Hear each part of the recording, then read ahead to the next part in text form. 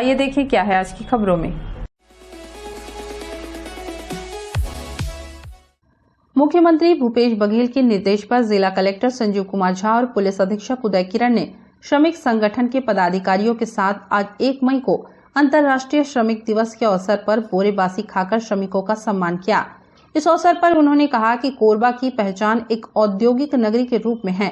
यहाँ के श्रमिकों के परिश्रम से देश को ऊर्जा और देश के विकास को रफ्तार मिलती है।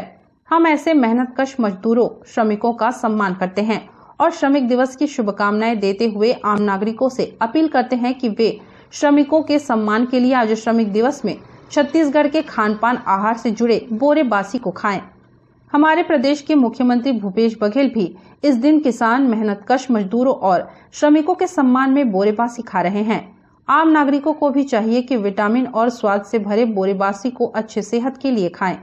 पंचवटी में बोरेबासी खाने आयोजित कार्यक्रम में श्रमिक संगठन के पदाधिकारी UR महिलांगे, RP खांडे, भारद्वाज आदि ने भी बोरेबासी खाकर छत्तीसगढ़ खान पान और व्यंजन को बढ़ावा देने तथा श्रमिकों के सम्मान में बोरेबासी खाया और इस तरह के अभियान की सराहना भी की। नमस्ते कोरबा न्यूज के लिए अजय अग्रवाल के साथ संतोष अग्रवाल की रिपोर्ट।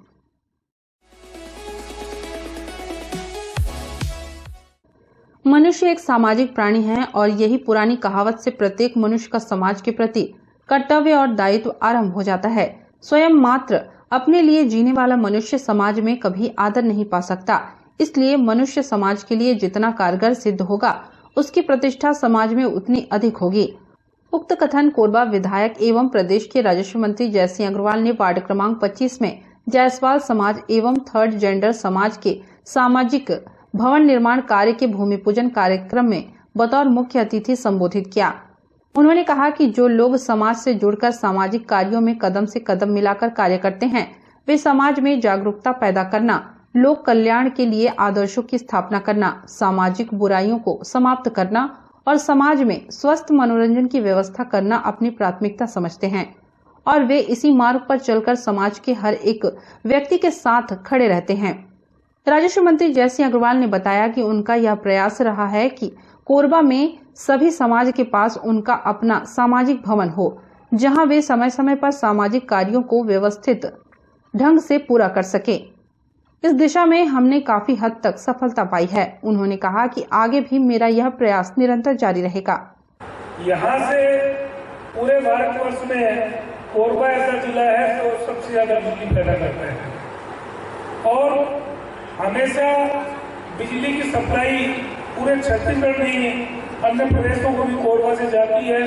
भारत सरकार के NTPC उपक्रम हो, चाहे अपने छत्तीसगढ़ सरकार के प्लांट हो और उसके साथ साथ प्राइवेट प्लांट। इनके साथ साथ जो डिस्ट्रीब्यूशन के क्षेत्र में लगातार हमारी सरकार ने प्रयास किया है कि बिजली की समस्या का समाधान हो, या जिस प्रकार से बड़ी तेजी के साथ जो जनसंख्या बढ़ रही है, विशेष करके जो शहरों के मुख्यालय, चाहे राजधानी का रायपुर हो, बिलासपुर हो, दुर्ग हो, कोरबा हो, अभी आप देखेंगे कि हर 5 साल में हम लोगों ने महसूस किया है कि हर 5 साल में लगभग 20 से 25 हजार वोटरों की संख्या बढ़ जाती है कोरबा के विधानसभा में। बाकी 3 विधानसभा में 20 हजार टोटल नहीं बढ़ते, तो कोरबा के लिए 20 हजार बढ़ते हैं। इसका मतलब ये है कि आम नागरिकों का रुझान शहरों की ओर ज्यादा है और इसके कारण आप राजधानी में देखेंगे कि हमारा रायपुर जो शहर है, जो हमारी राजधानी है, वो आपका महानगरों के तौर पर विकसित हो रहे हैं। ठीक उसी प्रकार बिलासपुर, दुर्ग, कोरबा, ये सब भी बड़ी तेजी, रायगढ़, ये सब भी बड़ी तेजी के साथ विकसित हो रहे हैं।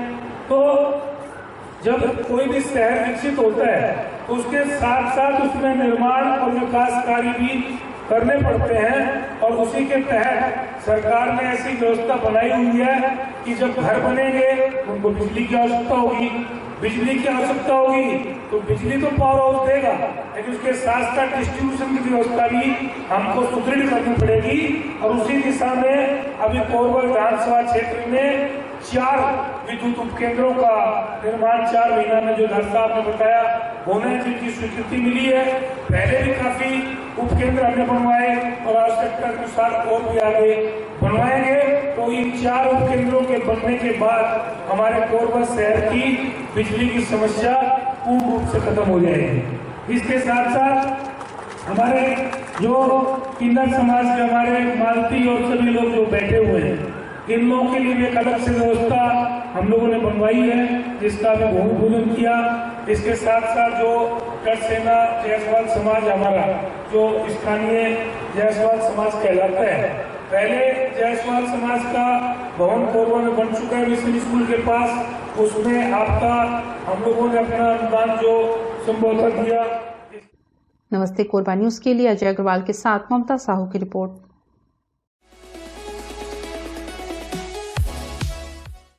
जय मां सर्वमंगला गौ सेवा समिति कोरबा के तत्वाधान में एवं Akhil Bharatiya Marwari Mahila Sammelan Korba, Chhattisgarh help welfare society, Swastik machinery works, Akhil Bharatiya Marwari युवा मंच कोरबा, सनातन सेना जिला इकाई Korba, Patanjali Yuva Bharat Korba, national Yogasana sports federation, kids Niharika play school एवं अखिल भारतीय पत्रकार सुरक्षा समिति के सहयोग से विशाल रक्तदान शिविर का आयोजन कोरबा के 100 बेड हॉस्पिटल ब्लड बैंक में किया गया, जिसमें 25 लोगों ने ब्लड डोनेट किया।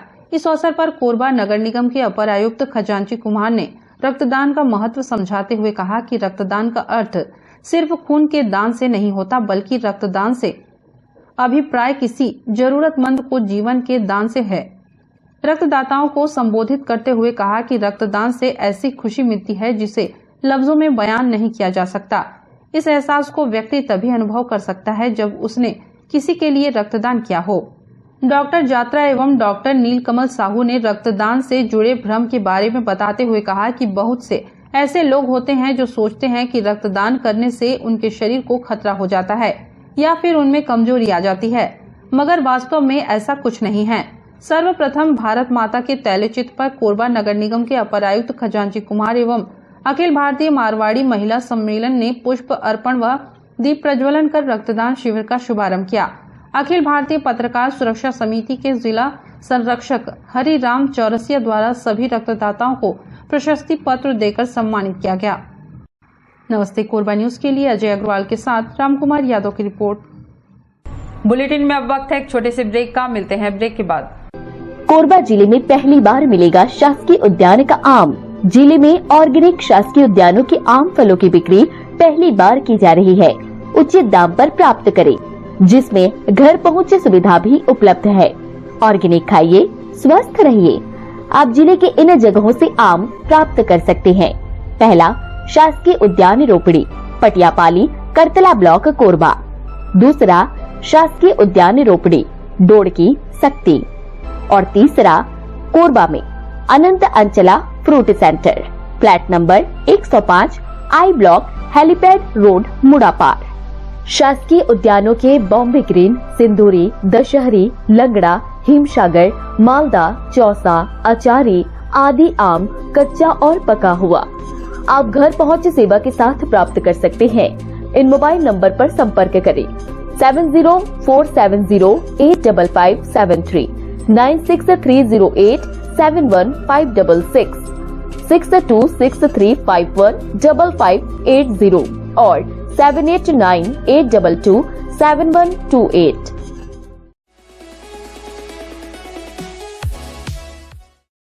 हमें जानकारी मिली है कि कुछ लोग नमस्ते कोरबा समाचार में खबर चलाने के नाम से पैसों की उगाही कर रहे हैं। आप सभी से अनुरोध है कि खबर चलाने के नाम से अगर कोई आपसे पैसों की मांग करता है तो आप अपने संबंधित थाना क्षेत्र में उस व्यक्ति की शिकायत करें। इसके साथ ही आप हमसे नीचे दिए गए नंबरों पर संपर्क करें। हम निष्पक्ष पत्रकारिता करते हैं। हम अपने कार्य को व्यवसाय की श्रेणी में नहीं रखते। संपर्क करें 7003144479 9827107490।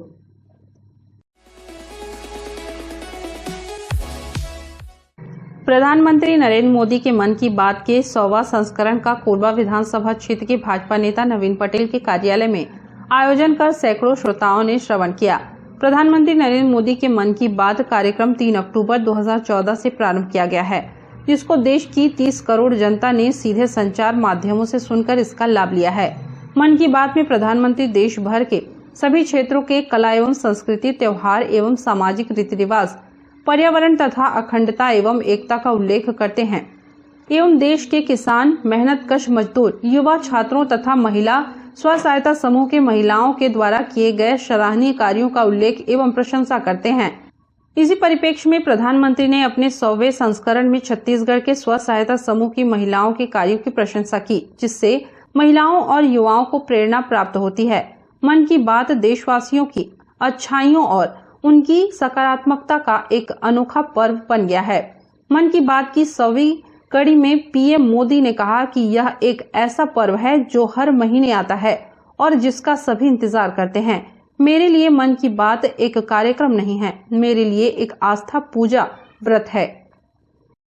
देश जो काम कर रहा है वो वाकई बहुत सराहनीय है। नेशनल एजुकेशन पॉलिसी हो या क्षेत्रीय भाषा में पढ़ाई का विकल्प, एजुकेशन में टेक्नोलॉजी इंटीग्रेशन हो, आप कैसे अनेक प्रयास देखते हो। नमस्ते कोरबा न्यूज के लिए संतोष अग्रवाल के साथ रामकुमार यादव की रिपोर्ट।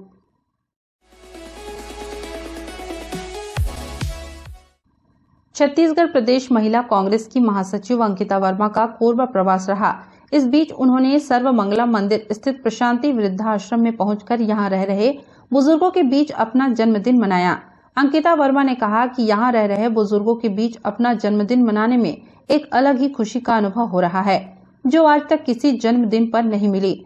उन्होंने लोगों से कहा कि इनके बीच आकर आप अपनी खुशियां बांट सकते हैं, जिससे यहाँ रह रहे बुजुर्गों के चेहरे पर भी थोड़ी देर के लिए मुस्कान रहे और उन्हें अपनों की कमी महसूस न हो।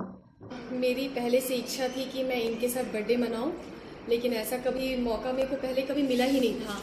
लेकिन इस बार मैं निश्चित करी थी कि मैं अगर अपना जन्मदिन मनाऊंगी तो इनके साथ ही मनाऊंगी। तो इस बार सौभाग्यवश मेरा कोरबा आना हुआ और यहाँ मैं पहुँच गई।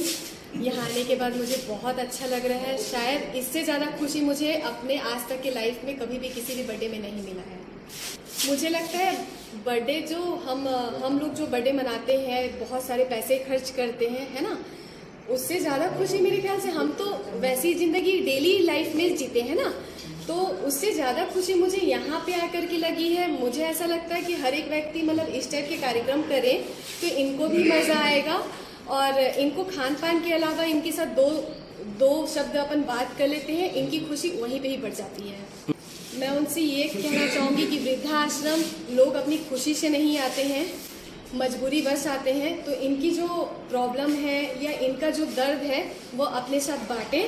शायद कुछ कर ना सके लेकिन इनका दर्द उतने में ही कम हो जाएगा। मुझे थोड़ा सा ऐसा लगता है। आज हम सब एक साथ सेलिब्रेट कर रहे हैं और उससे भी ज़्यादा खुशी इन लोगों को देखे कि बुढ़ापा आज हमको भी आने वाला है, ओल्ड एज में हम भी आएंगे, है ना भाई। लेकिन जो तकलीफ जैसे इनके बच्चे चाहे तंग किए हों, चाहे जो भी किए होंगे, जो प्रॉब्लम होंगी, इनकी निजी प्रॉब्लम है, लेकिन वो बच्चे भी एक दिन बूढ़े होंगे।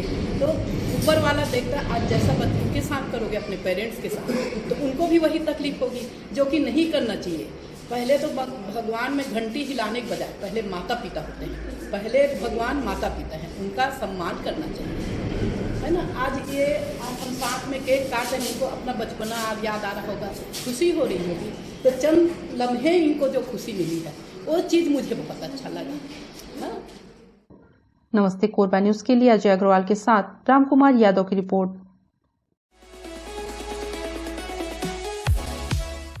हम बात कर रहे हैं दुनिया के विषैले सांपों में सबसे लंबा विषधर किंग कोबरा की, जिसको स्थानीय भाषा में पहाड़ चित्ती के नाम से जाना जाता है। यह सांप केवल मध्य भारत में छत्तीसगढ़ के कोरबा जिले में मिलना अपने आप में दुर्लभ और चर्चा का विषय है।